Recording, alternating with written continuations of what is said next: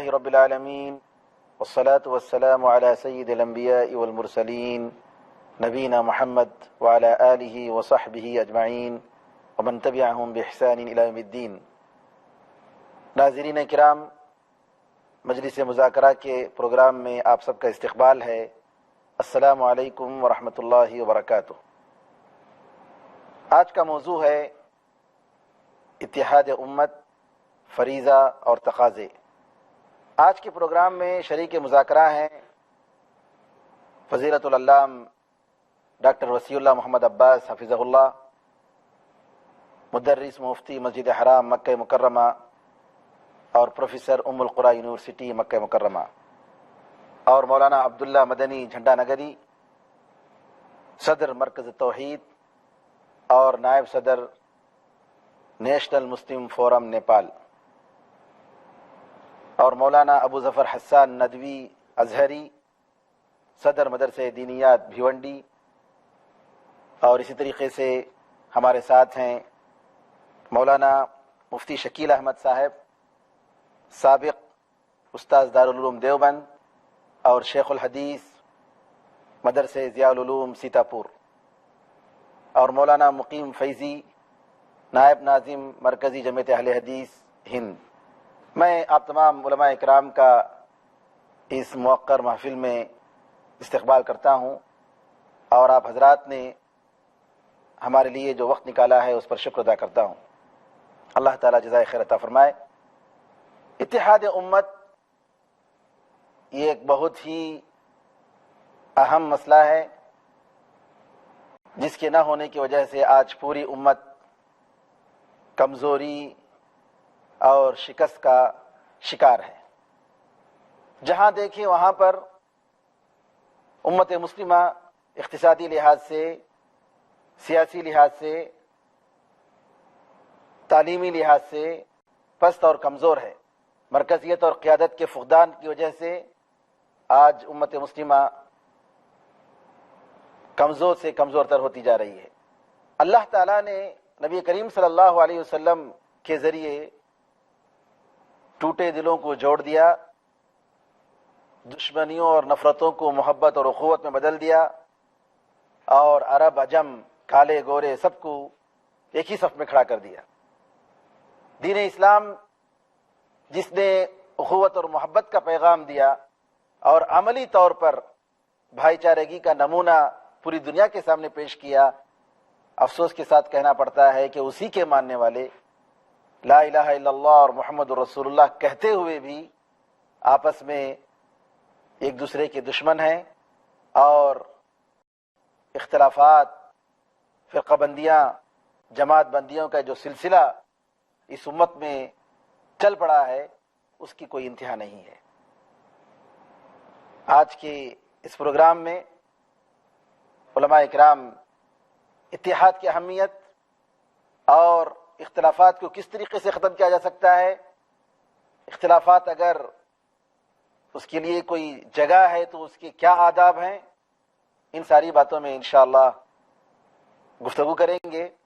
میں فضیلت العلام شیخ وسیع اللہ سے گزارش کروں گا کہ قرآن کریم میں اختلافات کے تعلق سے اور اتحاد کی اہمیت کے بارے میں اللہ تعالیٰ نے کیا فرمایا ہے، ناظرین کرام کو سنائیں۔ السلام علیکم ورحمۃ اللہ وبرکاتہ۔ الحمد للہ رب العالمین والصلاة والسلام علی خیر خلقہ محمد وعلی آلہ واصحابہ اجمعین۔ آپ نے اتحاد امت سے متعلق جو موضوع چھیڑا ہے، یقیناً یہ وقت کا بہت ہی اہم موضوع ہے۔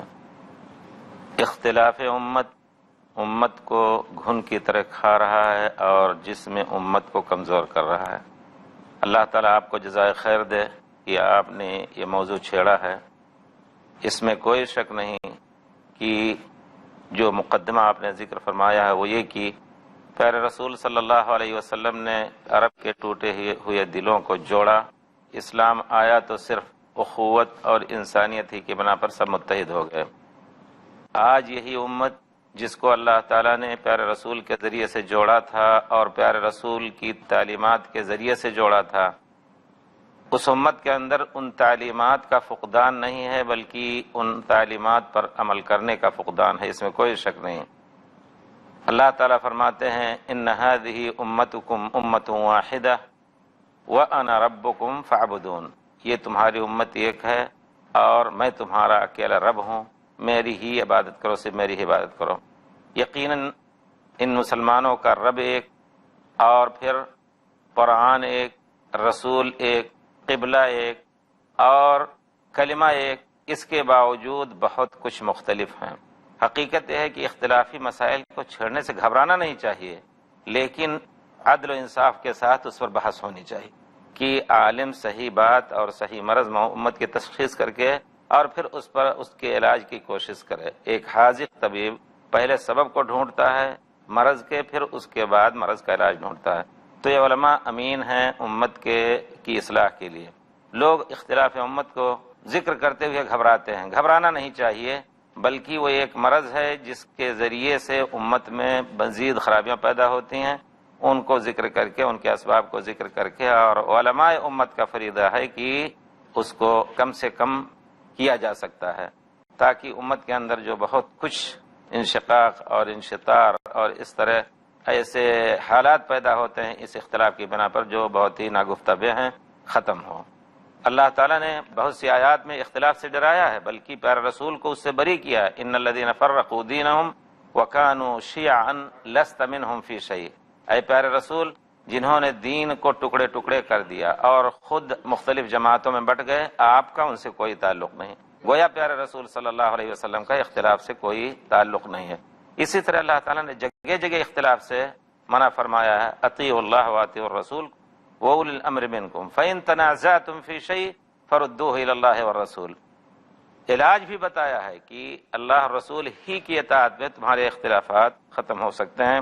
اسی طرح دوسری آیت میں وَأَطِیعُوا اللَّهَ وَرَسُولَهُ، یا اطیعوا اللہ وَرَسُولَهُ وَلَا تَنَازَعُوا فَتَفْشَلُوا، پیارے رسول کی اطاعت، اللہ کی اطاعت، پیارے رسول کی اطاعت کر کے تم متحد ہو سکتے ہو، تمہارے اندر کے نزاعات ختم ہو سکتے ہیں۔ نزاع نہ کرو، نزاع کرو گے تو تمہاری ہوا اکھڑ جائے گی اور تم ناکام ہو جاؤ گے۔ صبر کر کے ایک دوسرے کے ساتھ اتحاد کی کوشش کرو، وَاصْبِرُوا إِنَّ اللَّهَ مَعَ الصَّابِرِينَ، صبر کر کے اتحاد کی کوشش کرو، اللہ تعالیٰ صبر کرنے والوں کے ساتھ ہے۔ صبر کا دامن چھوڑ لینے کے بعد بھی بہت سی خرابیاں ہوتی ہیں، خاص طور پہ اختلافی مسائل میں۔ یعنی اس کا مطلب یہ ہوا کہ اتحاد کے لیے صبر کی ضرورت ہے، اتحاد کے لیے صبر کی ضرورت ہے، بہت کچھ صبر کی ضرورت ہے، کیونکہ اس میں عام طور پر اگر اخلاص کے ساتھ کسی مسئلے کو حل کرنے بیٹھیں چند آدمی، تو جب تک پورے طور پر سکون نفس کے ساتھ ایک دوسرے کی بات سن کر کے مسئلے کو حل کرنے کی توفیق نہ ہو تو پھر معاملہ حل نہیں ہوگا۔ اس وجہ سے صبر کے ساتھ ان مسائل کو حل کرنے کی ضرورت ہے۔ قرآن کریم میں اللہ تعالی نے یہود و نصارہ کے اختلافات کے بارے میں بتایا کہ آپس میں ان لوگوں کے اختلاف کی وجہ سے کیا کیا مصیبتیں آئیں، ان پر کیا عذاب آیا۔ آپ اس سلسلے میں ذرا اشارہ فرمائیں۔ اللہ کے رسول صلی اللہ علیہ وسلم نے امت محمدیہ کے اختلافات سے قبل اہل کتاب کے اختلافات کا ذکر فرمایا ہے کہ وہ کتنے فرقوں میں بٹ جائے گی۔ قرآن میں بھی ان کا ذکر کئی انداز سے مختلف طریقے سے آیا ہے کہ اہل کتاب کس طرح سے مختلف خانوں میں بٹ گئے، اس کا کیا نقصان ہوا، پھر اللہ کی طرف سے کیسی ذلت کا سامنا انہیں کرنا پڑا۔ مختلف آیات ہیں جن کو اگر ہم سامنے رکھتے ہیں تو یہی چیز آتی ہے کہ اس اہل کتاب کے مختلف فرقوں کو، یہودی ہوں یا عیسائی ہوں، انہوں نے آسمان سے نازل کردہ چیزوں کے بارے میں اختلافات کیے اور خود اپنے آپ کو شارع بنا لیا، حلال کو حرام کرنے لگے، حرام کو انہوں نے حلال کر دیا۔ یہ سب قرآنی آیات میں اس کا ذکر۔ اس کے بعد اللہ نے جس طرح سے ذلت ان کے مقدر میں لکھ دی، وہ ہم امت محمدیہ کے لیے بڑی عبرت کی چیز ہے۔ آج ہم صرف اس پوزیشن میں نہ ہو کر کے کہ یہود اور نصارہ نے آپس میں جو اختلافات کیے، ان اختلافات کو پیش نظر رکھ کر صرف ہم اس کو ایک بار پڑھ لیں، یہ کافی نہیں ہے، بلکہ ہمیں یہ دیکھنا ہے کہ یہود و نصارہ کو اختلافات کے بعد اللہ تعالیٰ نے جس عذاب سے دوچار کیا، جو ذلت انہیں دی اور جس طرح سے وہ راہ حق سے بھٹک گئے، کہیں ہمارے ساتھ اگر اختلافات ہم نے اپنے اندر پیدا کر لیا، اتحاد سے ہم دور ہو گئے، اتفاق کی ضرورت کا احساس نہیں کیا، تو کہیں اسی سزا کے مستحق ہم بھی تو نہ ہو جائیں۔ دراصل یہ سوچنے اور غور کرنے کا مقام یہ ہے کہ یہود و نصارہ نے اختلافات کے بعد جو سزا پائی، یہ امت بھی کہیں اسی سزا مستحق نہ قرار پائے۔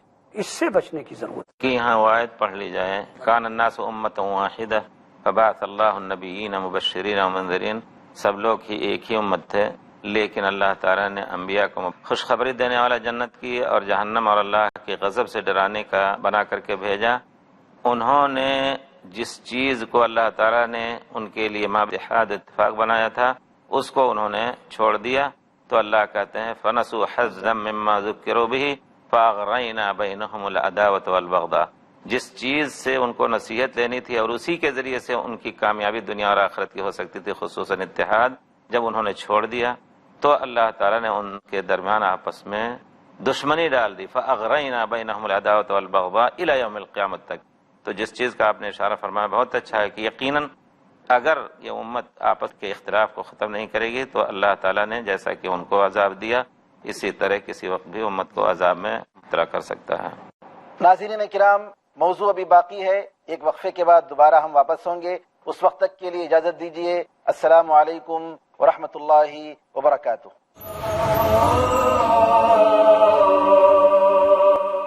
السلام علیکم ورحمۃ اللہ وبرکاتہ۔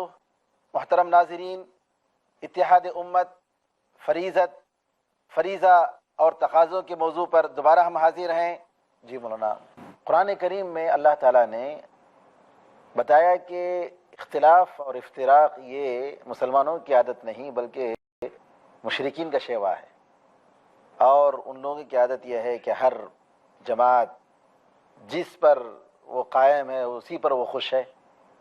تو آپ مولانا ندوی صاحب ذرا بتائیں کہ کیا مسلمانوں میں آج یہ صفت پائی جاتی ہے؟ یہ اختلاف ایک ایسی چیز ہے جی، جو گھات لگائے کھڑی ہوئی ہے، اس کو جہاں موقع ملے گا جی، وہ حملہ آور ہوگی۔ بچنے سے پہلے ہوشیاری اور بیداری بہت ضروری ہے، اور اختلافات کو ختم کرنے کا جو سب سے بڑا وسیلہ و ذریعہ عملاً بھی ہے اور شرعاً بھی ہے وہ توحید ہے۔ اللہ اکبر۔ توحید جتنی طاقتور ہوگی اختلاف اتنا کم ہوگا، اتحاد اتنا ہی مضبوط ہوگا۔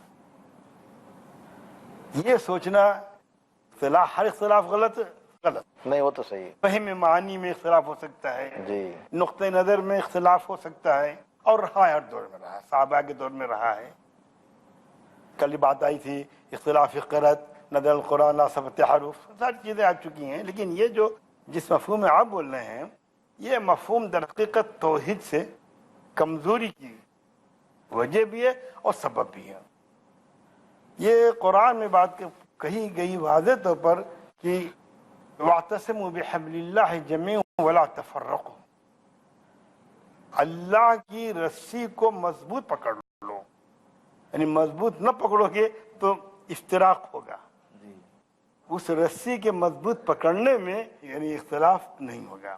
اچھا، دوسری چیز میں آپ کو کہ یہود و نصارہ کے بارے میں جو بات کہی گئی ہے تو اس میں حدیث کو شامل کر لیجئے کہ تم سے پہلے جو قومیں گزر چکی ہیں تم ان کے طریقہ کار کو اپناؤ گے، تو اس کا مطلب وہ آئے گی۔ وہ چیز امت میں آئی اور بہت زوروں سے آئی، کیوں جب ہم کسی چیز کو لے کے آگے بڑھتے ہیں جی، تو پانی آگے بڑھتا ہے، تو جہاں سے پانی نکلتا ہے وہاں تو معلوم ہے کہ ندی بنی ہے، آگے جب ندی بنتی ہے تو آگے چل کر کے پھر وہ خاشاک سب کو لے کے چلتا ہے۔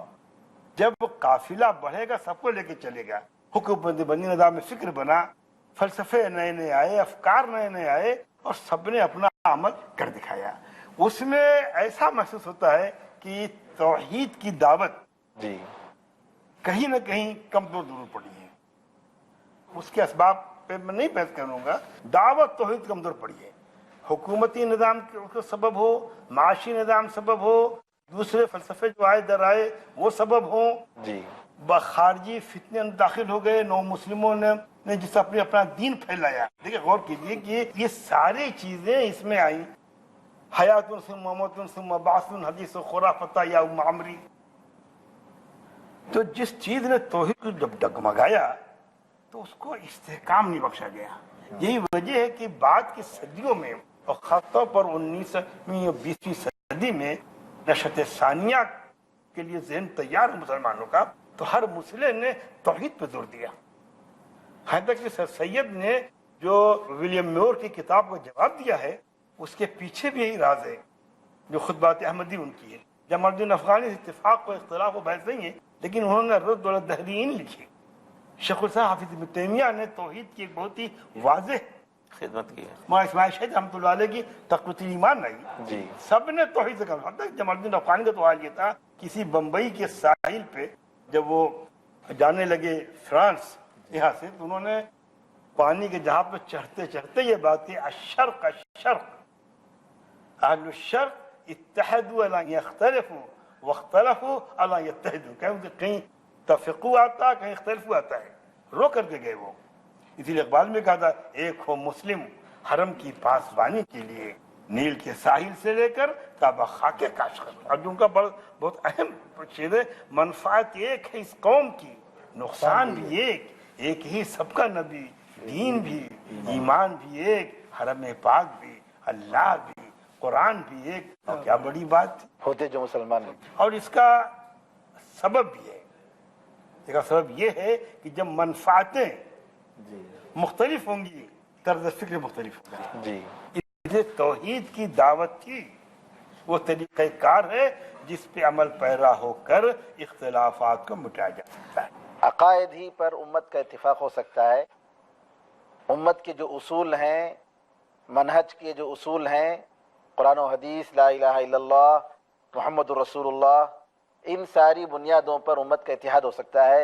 اس پر باتیں آئیں گی, لیکن مولانا نے اپنی باتوں میں ایک چیز کی طرف اشارہ کیا تھا, وہ یہ کہ اختلافات دو قسم کی ہوتی ہیں.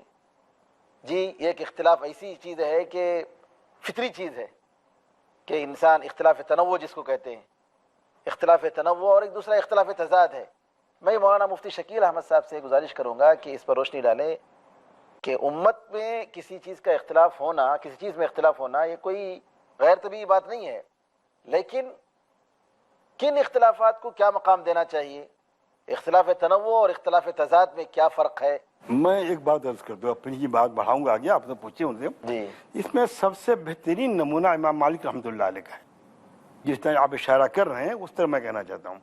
مختلف وقتوں میں 3 مرتبہ ان سے وقت کے بادشاہوں نے یہ چاہا کہ موطا کو عالم اسلام کا تر بنا دیا جائے, اور امام مالک نے ہر مرتبہ جو بات فرمائی وہ بنیادی بات ہے جو فکر اسلامی کو آگے بڑھاتی ہے. انہوں نے کہا کہ ٹھیک ہے, بہت اچھی بات ہے, ہو جائے گا, لیکن حضور پاک صلی اللہ علیہ وسلم کے اصحاب مالک سے بہت پہلے دنیا کے مختلف شہروں میں پہنچ چکے تھے, اور ان کے مطابق وہاں عمل ہو رہا ہے.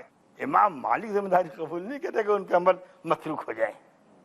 یہ اصل میں یہ جو علمی اختلاف ہے, جو فقہی اختلاف ہے, اور جو نظریاتی اس کے بارے میں مالک کے طرز عمل کا منافع ہے. یہاں آپ نے جو فرمایا بہت اچھا ہے, جزاکم اللہ خیر, کہ امام مالک رحمۃ اللہ علیہ نے اپنی کتاب موطا کو حکومت کا قانون بنا دینے یا بنانے کے ایسے موافقت نہیں کی, لیکن وجہ جو بتائی انہوں نے بہت واضح ہے.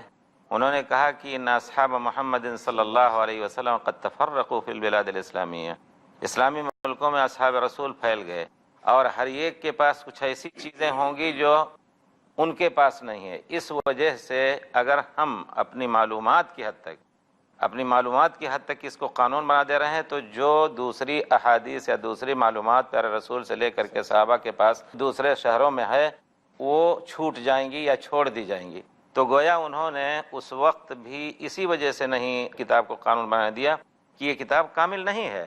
جو سمجھا جاتا ہے کہ نہیں, یا امام صاحب نے یہ سوچا کہ نہیں یہ کتاب کامل ہونے کے باوجود بھی دوسروں کی رائے کا اس میں کوئی شک نہیں, اہتمام اور احترام ہے, لیکن انہوں نے صحابہ کرام کا نام لے کر کے ان کے پاس بہت سی احادیث ایسی ہیں جو ہمارے پاس نہیں ہوں گی, اس وجہ سے کسی کو کسی خاص قانون پر مجبور نہ کیا جائے. اگر ہم نے کوئی بات آج کہی اور کل اس کے مخالف ملا تو اس پر عمل کیا جائے, کیونکہ میزان قرآن اور سنت ہے. جزاہم اللہ خیر. جی مولانا. وہاں نے فرمایا توحید اسی کے تحت میں عرض کرتا ہوں کہ اخلاص پیدا کیا جائے، تکبر، حسد، حرص، اس سے بچا جائے، کیونکہ اختلافات کے باعث اور اختلافات کے وجوہ یہ بھی ہوتے ہیں۔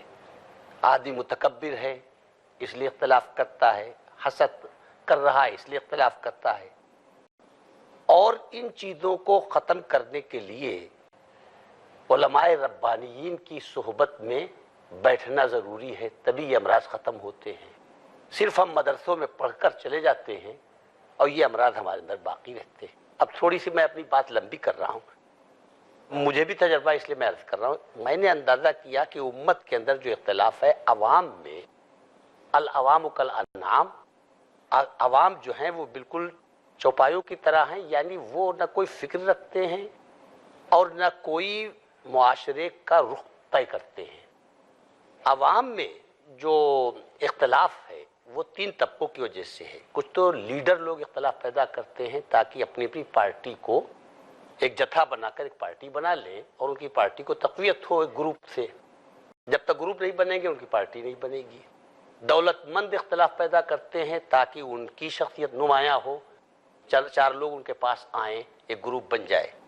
علماء اختلاف پیدا کرتے ہیں، اس میں جو دولت مند ہیں ان کا اختلاف بالکل لکڑی کا پید بیساکھی ہوتا ہے، یعنی اس کو کوئی استواری یا مضبوطی نہیں حاصل ہوتی، عوام میں اس کی کوئی وقت نہیں ہوتی، اور لیڈر جو اختلاف پیدا کرتے ہیں اس کی بھی جڑیں کمزور ہیں۔ سب سے گہری جو جڑ ہے وہ علماء کے اختلاف پیدا کردہ اختلاف کی ہے، اور علماء میں اختلاف علم کی کمی، احساس وائے ناکامی متائے کارواں جاتا رہا، کارواں کے دل سے احساس زیاں جاتا رہا، اپنا الو سیدھا کرنا، اپنے مفادات کو حاصل کرنے کی کوشش کرنا، چاہے امت کا تیا پانچا ہو جائے۔